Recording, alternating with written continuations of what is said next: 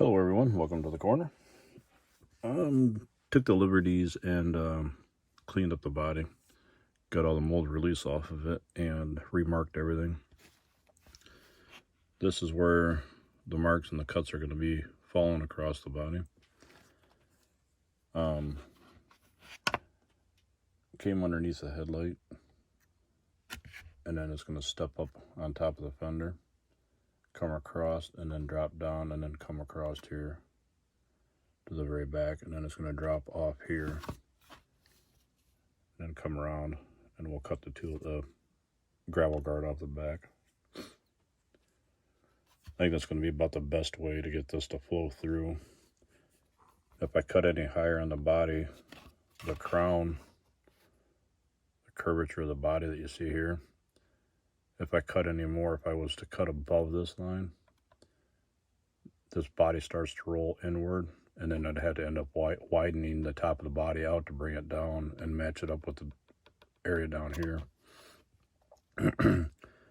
This area down here, where I'm cutting here, is about the flattest, the flattest portion of the body up and down. You can kind of see there the crown of the body where it rolls away from my knife. You want to try to pick the flattest portion of the body you can. That way you don't have to widen the body out to get it to come down and match up with the new lower. If you were to leave it and cut it in this section up here or down below where it curves and wraps underneath or wraps into the body, and you brought the body halves together, chances are you're going to have fitment issues with the chassis fitting underneath the body. You're going to have to narrow the chassis to get it to fit, or you're going to find yourself having to widen out slit it all the way down the middle and widen it out. You don't want to try to do that as much as possible. It's better just leave the roof intact and then make everything else fit it. So you try to find the flattest portion of the body. Like I say, just to give you an idea, that's about the flattest portion of the body that I'm going to find. I don't know how well you can see that. Hopefully you can. And then to come up front, this is just come up around the get away from the wheel well, and then cutting underneath the headlight, so we're not cutting right straight through the headlight and losing the headlight detail. And then back here, like I was saying before, cut down, you're cutting underneath the tail light, which tail light's nothing. You can fill it in, put a different tail light on it, or whatever. But I thought to come under here and then use this as your lower plane of your first cut, and then all you got to do is cut this off and then bring everything up to match this. In a sense, basically all you're doing is just cutting off this section of the back end, and this will be your new edge of your body right here. So with that in mind, still a little early here, but I can start doing a little cutting with the handsaw that I have here. Sorry, I got some drainage going on today. Holy cow. Allergies are kicking up. I got just a Zona saw. I usually don't use the handle on them. I just use just the blade portion of it, like this. Easier to cup, easier to hold, maneuver, instead of having a handle sticking out, getting in your way, because the handle would be out to about here. Just easier to move and, finagle it without the handle on it. I know some people use everybody's got different saws, whatever, and they teach they use you guys use your different saws that you use and you're comfortable with them. And I also use a Dremel with a cutoff wheel. This gets used a lot too. I don't know how we can read it. It's a gyro cutoff wheel. There you go, kind of. But I use that in a lot of kind of tight fitting areas. Like I said, I'm not gonna probably not use it right now because I got family asleep upstairs. So, but I'm gonna start cutting on this a little bit, and we'll see where we end up here. Probably gonna cut the headlight area, come up above the front wheel first, get all this, the twists and turns here cut first, and then cutting along here is just going to be a flat straight cut, and then I'll probably cut this one here second. You know, cut everything up to the front of the door jamb here first, cut this one second, and then cut this straight one third. That way when you're cutting this, if anything snaps and breaks off, comes away from the body, you're not breaking this detail off back here. See what we get here. One thing I wanted to point out too is when you're cutting the front end, this line is a little bit angled up, I noticed. If you can cut both, come across the front end as one cut, like that. Come across the front end as one cut, that'll keep everything kind of square and true across the front end. You want your grill opening kind of symmetrical. You don't want it, you know, I get the saw. You don't want it off like this. You want it pretty flat and even.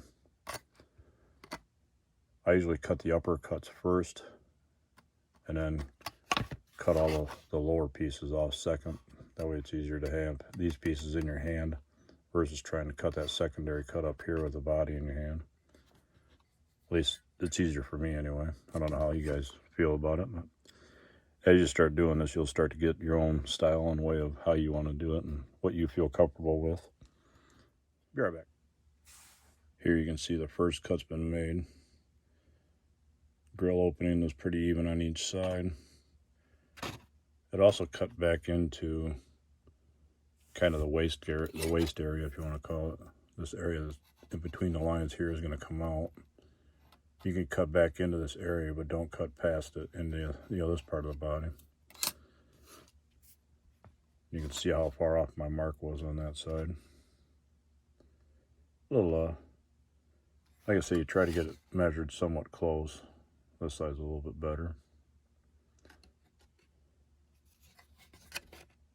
But we'll take a little bit more off and see what we get here. One other thing I should point out too is if you're cutting this off, I started cutting into the back end already. Once you get past your lines, being that this is all going to be scrap back here, when you cut up through here, it's not going to matter if you cut down into that panel when you start cutting through. This is all going to come off anyway. I already cut down into it a little bit right here. Got a little bit of a curve coming across the back. The front right now is loose back to the door jamb. This is all loose, cut away. Getting there. One other thing I want to mention, I don't know how I'm going to show this on camera. It may not show too well. I started cutting through here, cutting the upward panel, or the cut, and cutting through the back end. You can see my line right here. If I keep going with that, the saw is actually going to cut into an area where we don't want to cut. It's going to cut a diagonal cut right across through here, down to that mark.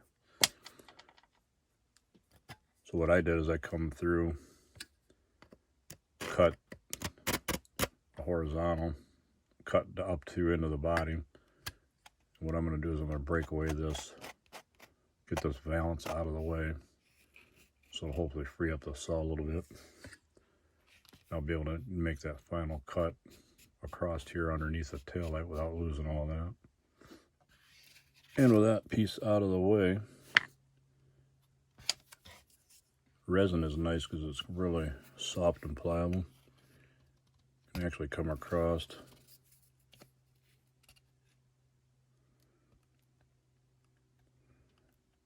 kind of pull your knife blade right through that piece.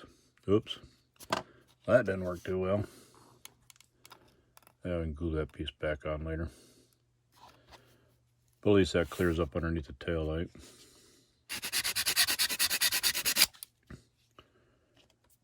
Resin sometimes will allow you to cut through like that. Sometimes it's unpredictable and doesn't let you do it. We'll fix it though. And just like the power of magic, we're fixed. I found out the reason why I did that is this lower half of the body is so thick as far as resin goes. when I cut through there, the knife blade pulled it and it just snapped it off. That area of the body is pretty thick. Didn't realize that. But anyway, back to cutting. All right. The whole side is cut through, and what happened when I went to go to pop the back, it broke up through the section here, which isn't a bad thing. That's coming off anyway. But that's what it looks like when you got two sections. Now I cut the lower off, and this will all come up in. That'll be about our new height of the body. We take that much out.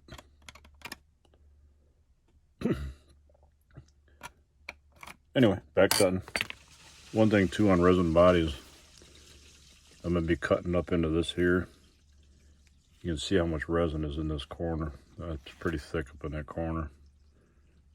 I don't know how well you can see that. It's going to be a lot of resin to cut through. I know when Jimmy makes his molds, he tries to pack a lot of inside to smooth it out. That way it pulls a lot easier out of the mold and doesn't tear the molds when he casts them. You just got to kind of be aware of that when you're cutting and working on resin. Some areas might be a little thicker than others, whereas a plastic kit, they're thin all the way through. Just give you an idea, heads up on it. But being that we got the side cut off, I'll work on the other side in a little bit. I'll try to get both sides cut off for the next video, but I'm going to end it here. Already getting a little lengthy on the time in the other video here, so I'm just going to cut it short for now. We'll pick this back up hopefully in a couple days and hopefully get it all cut apart to where we can start sanding, squaring, and truing everything up and get it going back together again. Thanks for watching, everybody. Hope everyone is having a good day. Please like and subscribe if you haven't done so. And we'll catch up with you sooner than later. Have a good one, everyone. Talk to you. See you on the corner.